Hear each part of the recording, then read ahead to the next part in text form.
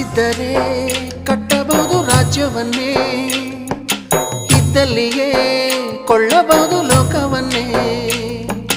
ತಾಯಿಯ ದಯ ಹನಿಯು ಸಿಗುವುದೇ ನಮ್ಮ, ಕೋಟಿ ಕೊಟ್ಟರು ಅದನ್ನು ತರುವ ಯಾರಮ್ಮ.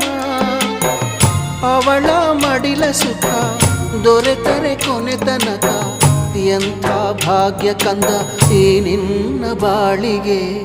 ಹೆತ್ತವಳು ಯಾರಮ್ಮ, ಹೊತ್ತವಳು ಯಾರಮ್ಮ, ಅವಳಿದೆ ಅಮೃತದೇ ಉತ್ತರವು ಇದೆಯಮ್ಮ.